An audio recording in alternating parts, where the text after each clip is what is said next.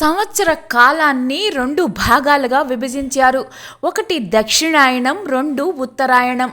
దక్షిణాయనం దేవతలకు రాత్రి సమయం, ఉత్తరాయణం దేవతలకు పగటి సమయం. దక్షిణాయనంలో దేవతలు నిద్రిస్తారు. దక్షిణాయనంలో సూర్యుడు దక్షిణార్ధగోళం దిశగా పయనిస్తాడు. ఉత్తరాయణంలో సూర్యుడు ఉత్తరార్ధగోళం దిశగా పయనిస్తాడు. దక్షిణాయనం సహజంగా జూలై మధ్య కాలంలో ప్రారంభమై జనవరి 14 వరకు ఉంటుంది.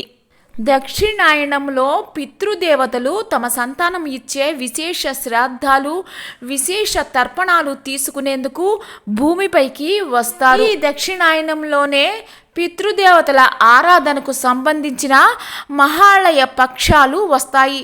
పితృదేవతలను సంతృప్తి పరిస్తే వారి అనుగ్రహంతో సంతానాభివృద్ధి మొదలైనవి జరుగుతాయి.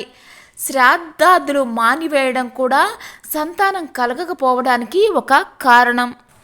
బతికుండగా తల్లిదండ్రుల సేవ, మరణించాక శ్రాద్ధాలు చేయటం విధి. ఎంతో ముఖ్యం, శుభప్రదం.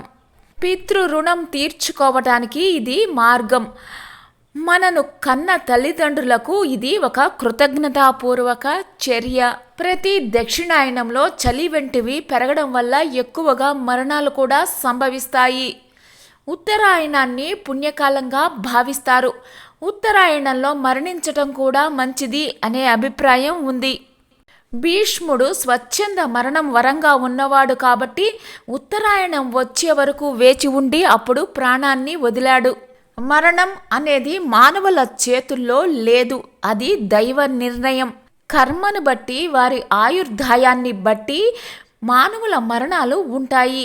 దక్షిణాయనంలో పండగలు కూడా ఎక్కువగా ఉంటాయి. 4 నెలల దీక్ష అయిన చాతుర్మాసం కూడా దీంట్లోనే వస్తుంది. విష్ణుమూర్తి ఆరాధన విశేష ఫలితాలను ఇస్తుంది. దక్షిణాయనంలో ధ్యానం, మంత్ర జపాలు చేయటం, సూర్యోదయానికి ముందే లేచి పవిత్ర నదుల్లో స్నానాన్ని చేయడం, పిండ ప్రదానాలు, పితృతర్పణాలు చేయాలి. సాత్విక ఆహారాన్ని తీసుకోవాలి.